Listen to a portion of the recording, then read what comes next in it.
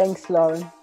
Well, I didn't even put my lippy on. I was having a late breakfast and I thought I was on this afternoon, but I'm always good at winging it, as was said yesterday. And I was thinking about what story will I tell today? You know, as a storyteller, I'm usually always full of stories, and my stories are always about my life lived.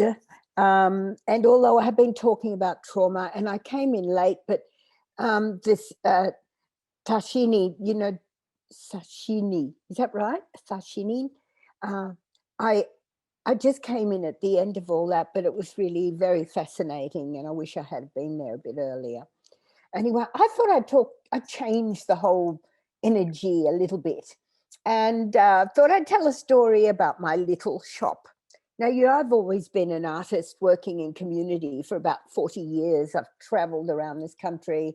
I've initiated and worked on big festival events. I'm a fabric artist, so everything I've done is always, it's been on fabric, be it pennants, working in school, be it banners, going into communities, creating all the banners that would hang through the streets of their towns to let everyone know there's a festival coming. But through the work that I do as artist in residence in these towns would be, it would usually be the older generation working with the younger generation, where there would be problems usually, and how they can communicate with each other through art, through their banners and through their stories on the banners, simple things.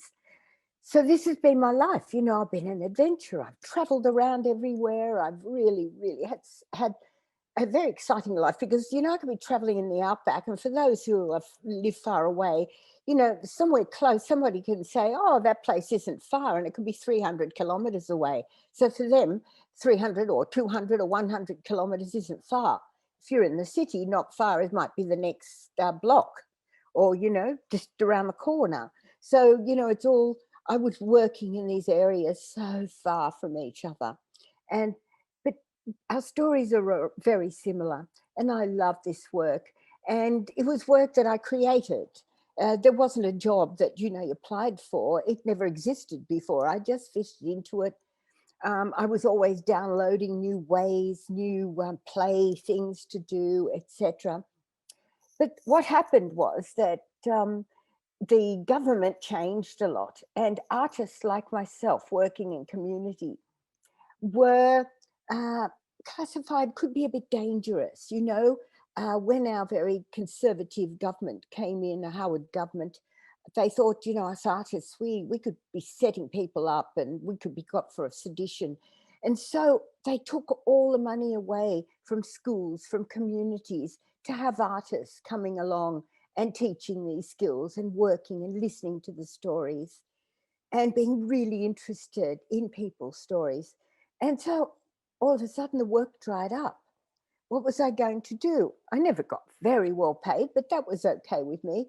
As long as I could make do, I think everyone had to have an opportunity to express themselves and learn a way of creating their expression. So with this new government, all of a sudden there was no money, so I couldn't go out into the communities anymore. And I had a little bit of money that my father had left after he'd passed for me. And I live in an area which is surrounded by beaches, a wildlife lagoon, and a national park. There is nothing, there's no shops from about 3 kilometers in one direction and 4 in the other. And it's a gateway to the national park. And near where I live was a little fruit stall. And this little fruit stall used to just, for the locals, it was going back many, many years when the men went off to war and the women were on their farms. It was all properties then, and they could put their fruit and food in there and they could buy it. So this little store became available. And although it's not in it wasn't, what can I say, legally at all, but because it had been running for so long, it was allowed to continue. And it was as big as a garage, but it was right out near the road. So I thought, you know what, I could do something here. I could get this little shop. It came up for sale, the business, and I thought I can do this. If I can run a big festival with thousands of people, surely I can run a little shop. little did I realize that I was going to actually be stuck in one place where I was a free spirit. And it was 6 days a week, opening up at 7 in the morning, closing at 6 at night. But that didn't bother me, because whatever I take on, I put my very best into it. So I got this little shop and called it Nina's Little Shop, where you can expect the unexpected. And people said to me, Nina, how are you going to do this? You're always away. You know, how are you going to tie yourself down? I thought the only way I'm going to get through this is to use my shop and outside as an artwork, as an installation, something that changes every day, that's full of color, full of life. And so it all started on the very first day. I didn't know what I was doing. There was going to be beautiful pastries and cakes and bread and milk and, you know, the basics, but also good coffee, conversation, just somewhere for people to come to if they just needed to get away from home for a little while and sit down or whatever. The very first day, I even wore learner plates, you know, the L plates that learner drivers use when they're learning. Well, I put one around my neck with a big L so people realized that I hadn't done anything like this before. And on the very first day, it had been raining. And out the front of my shop was a puddle. And I noticed a couple of people turning up, like a workman, and they walked through the puddle and into my shop.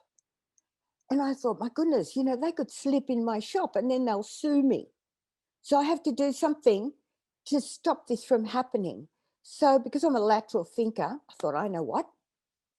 I will put 2 little plants on either side of the puddle. And I got a couple of rubber ducks and I put the ducks in the puddle and it became a pond. Amazing how something can change.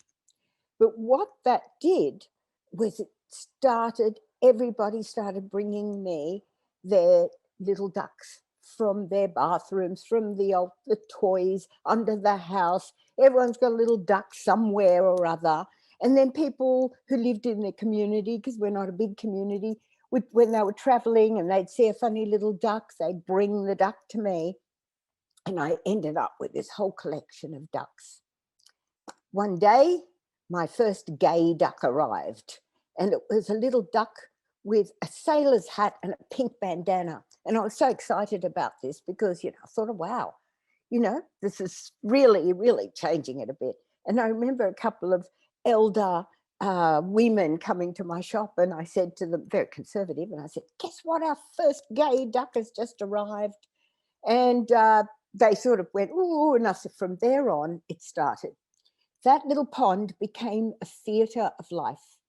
Every time something happened in the news, anything. So remember, I was getting big ducks, little ducks, ducks with sunglasses on.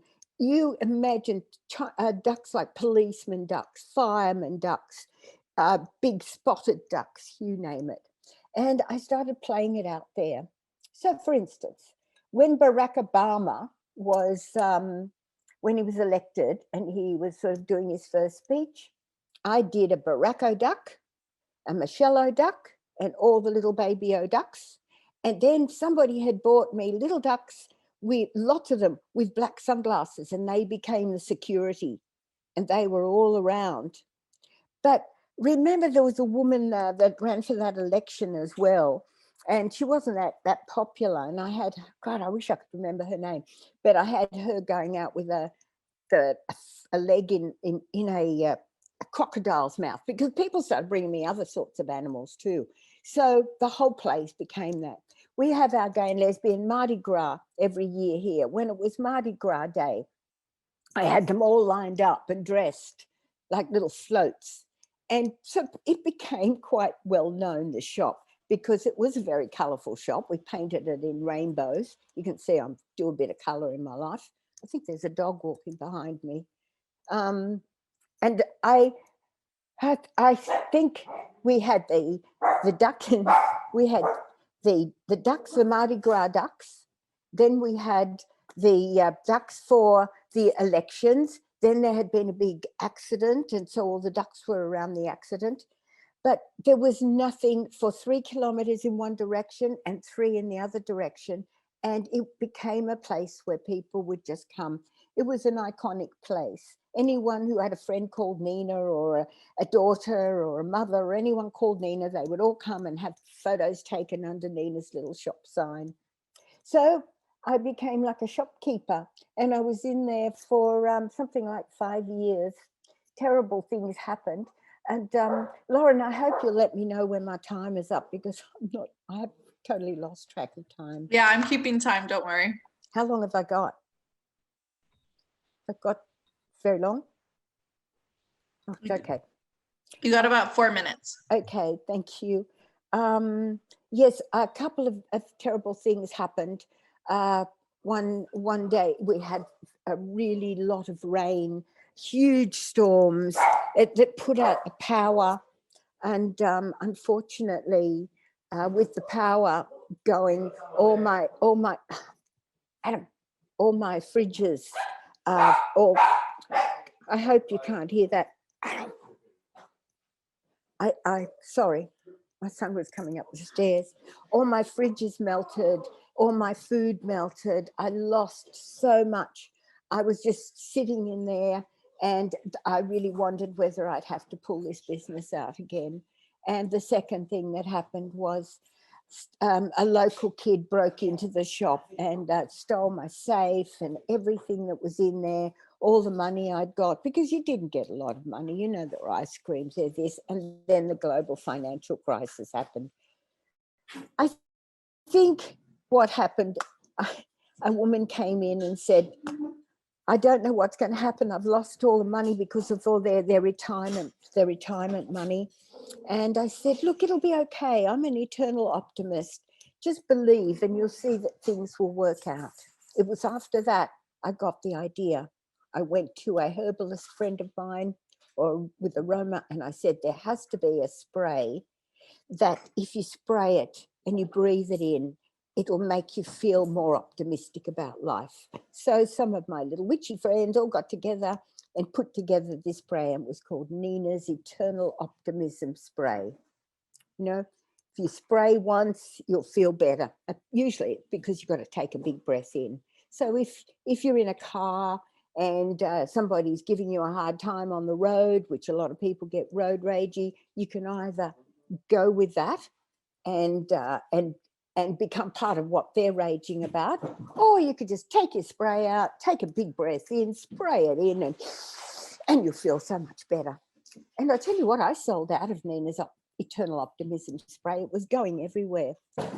To this day, I don't know the person that actually had created it for me. She'd forgotten what she put in it. So I hope one day I'll get it back, because people still remember that.